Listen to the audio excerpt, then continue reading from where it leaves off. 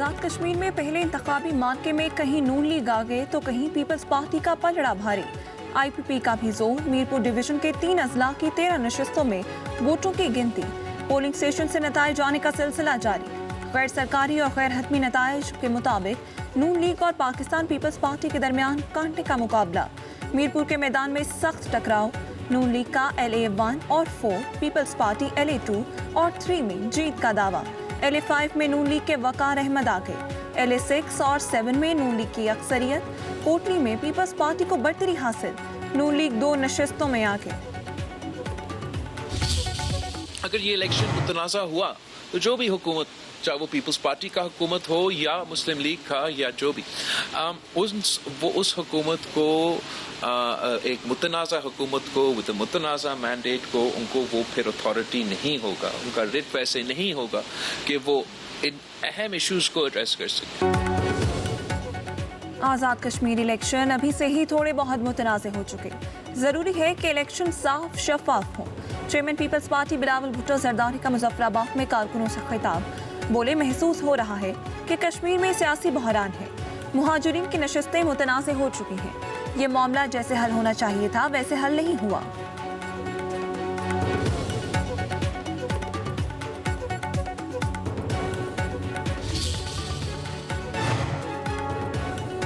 Mirpur division के 3 अजला की 13 नशिस्तों में पोलिंग का अमल सुबह 9 बजे शुरू हुआ। चीफ इलेक्शन कमिश्नर ने गैर मामूली टर्नआउट के बाद पोलिंग का वक्त 1 घंटा बढ़ाकर 6 बजे तक कर दिया। मीरपुर डिवीजन में पोलिंग के दौरान लड़ाई झगड़े के वाकयात। LA6 समाहनी भिम्बर पोलिंग स्टेशन में नून लीग और इस्तेहकाम पाकिस्तान पार्टी के कारकुनों में झगड़ा। 232 वोटों से भरे बैलेट बॉक्स को आग लगा दी गई। नक्याल के 2 पोलिंग स्टेशनों में भी हंगामा आ रहा है। 4 अफराद जख्मी हो गए। गुलपुर और कोटली के पोलिंग स्टेशन पर नून लीग और पीपल्स पार्टी के कारकुन गुत्थम गुत्था। LA9 नक्याल में फायरिंग से पीपल्स पार्टी का कारकुन जान बहाक। लीगी उम्मीदवार सरदार उमैर नईम की फायरिंग से जान बहाक हुआ। चेयरमैन पीपल्स पार्टी बिलावल भुट्टो जरदारी का इल्जाम।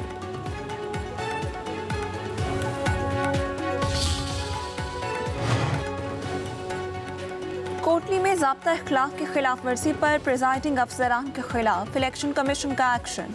दोनों प्रिजाइडिंग अफसरान मुअत्तल, गिरफ्तार कर लिया गया। तर्जुमान के मुताबिक प्रिजाइडिंग अफसरान पोलिंग स्टेशनों के बजाय निजी रहायशगाह पर चले गए थे।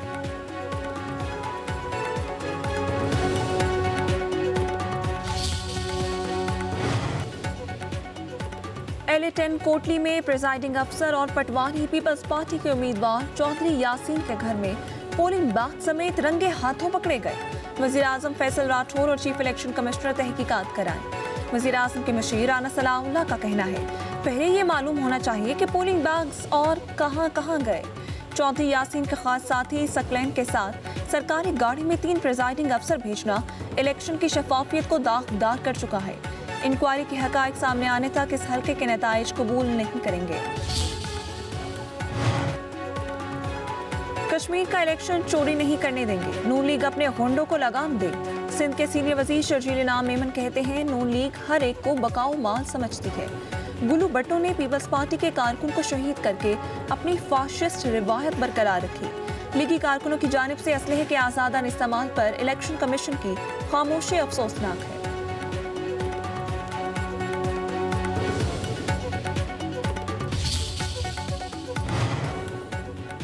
सदर ट्रंप का ईरान पर हमले रोकने का फैसला। मुज़ाकरात और सिफारतकारी को आखिरी मौका देने का ऐलान।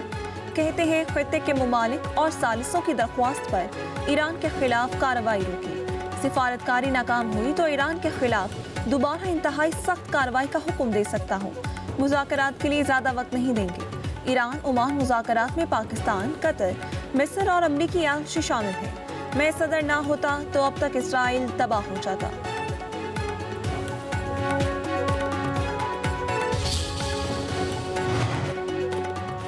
पाकिस्तान और कतर समेत 40 मुमालिक पैगामात का तबादला कर रहे हैं। ईरानी वजारत खारजा के तर्जुमान इस्माइल बकाई की तस्दीक। कहा, ईरान की अव्वलीन तरजीह हमलों के दौरान अपनी खुद मुख्तारी का दिफा करना है। ईरान ने मुफाहमती याददाश्त के तहत 30 दिन के अंदर आबनाए हुर्मुज़ से महफूज गुज़रगाह यकीनी बनाने का वादा पूरा किया। 1 साल में तीसरी बार मुज़ाकरात के दौरान हमले करके ईरान की सिफारती कोशिशों को धोखा दिया गया।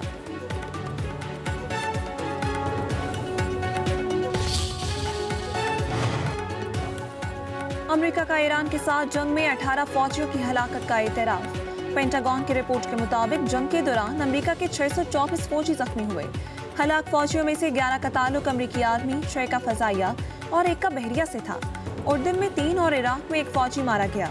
उधर एसोसिएटेड प्रेस की रिपोर्ट के मुताबिक जंग में हलाक 4 अमेरिकी फौजियों के नाम पेंटागन की फहरिस्त में शामिल नहीं किए गए।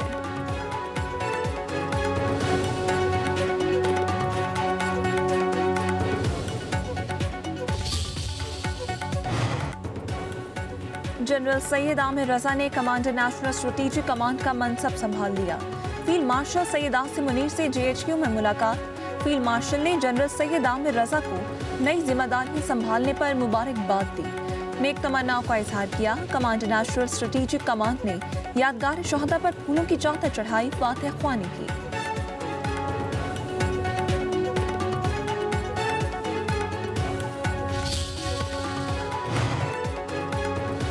फील्ड मार्शल सैयद आसिम मुनीर से अमेरिकी कांग्रेस के वफ्द की मुलाकात। दिफाई तजारती ताउन बढ़ाने पर इत्तफाक। ISPR के मुताबिक फील्ड मार्शल सैयद आसिम मुनीर ने कहा, पायदार इलाकाई इस्तेहकाम की बुनियाद, मजबूत इक्तिसादी तरक्की, तजारत के फरोग और इलाकाई रवाबित पर इस्तवार है। पाकिस्तान कारोबार दोस्त माहौल की तश्कील और गैर मुल्की सरमायाकारी को राग़िब करने के लिए जाम साख्ते इस्लाहात पर अमल पैरा है। अमरीकी अरकान कांग्रेस का पुरतपाक मेहमान नवाजी पर अस्करी क़यादत से इजहार तशक्कुर।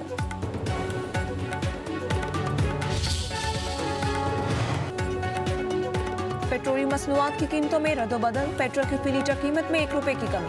नई कीमत 334 रुपए 18 पैसे हो गई। डीजल की कीमत 3 रुपए 37 पैसे बढ़ गई। फी लीटर कीमत 386 रुपए 83 पैसे मुकर्रर।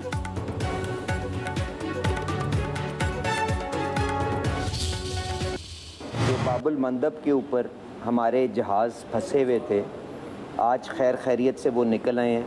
बैनुल अक़वामी मंडी के अंदर ख़ाम तेल भी, डीज़ल भी, पेट्रोल भी नरमी की तरफ वापस जा रहा है। इसके साथ साथ अब क्योंकि एक शफाफ फार्मूला बन चुका हुआ है, तो आपके सामने आप देखेंगे कि कीमतों के अंदर जो चंद दिनों से बढ़ावे का सिलसिला जारी था, उम्मीद है वो बेहतरी की तरफ जाना शुरू होगा। वफाकी वज़ीर पेट्रोलियम अली परवेज मलिक का कहना है, बाबुल मंदब में फंसे पाकिस्तानी जहाज निकल आए हैं और आलमी मंडी में तेल की कीमतें नरमी की तरफ जा रही हैं।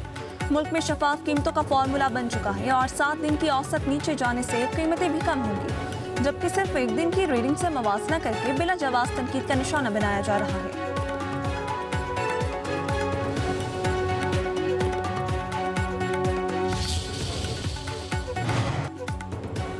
वज़ीर दाखिला मोहसिन नकवी की मंसूरा आमद। अमीर जमात इस्लामी हाफिज नईमुर रहमान से मुलाकात। अमीरुल अज़ीम की रहलत पर इजहार अफसोस। फातिहा ख्वानी की मुलाकात में मुल्क की मजमूई सूरत हाल और इलाकाई उमूर पर बातचीत। अवामी मसाइल के हल से मुतालिक भी मुशावरत की गई। वज़ीर दाखिला मोहसिन नकवी ने कहा, फील्ड मार्शल की मुसलसल काविशों से अमेरिका और ईरान के दरमियान कशीदगी में दोबारा कमी आई है।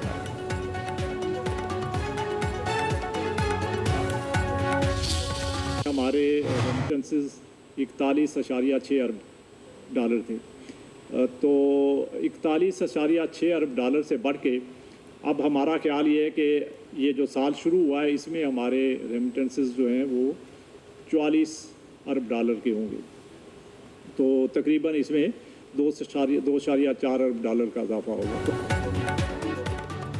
स्टेट बैंक ने मॉनेटरी पॉलिसी का ऐलान कर दिया। शरई सूद 11.5% पर बरकरार। गवर्नर स्टेट बैंक जमील अहमद के मुताबिक महंगाई का पिछले बरसों में ट्रेंड नीचे की तरफ था। जुलाई से फरवरी तक औसत महंगाई 5.5% थी।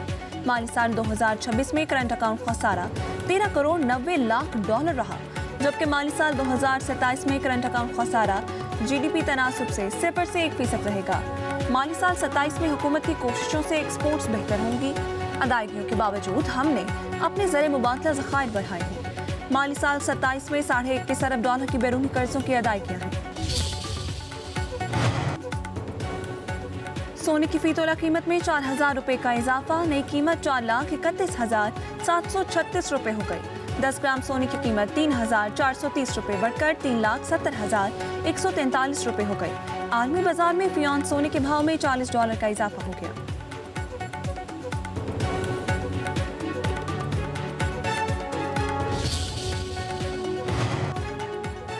पंजाब के मुख्तलिफ शहरों में मतला आब आलूद हफ्से शहरियों का बुरा हाल।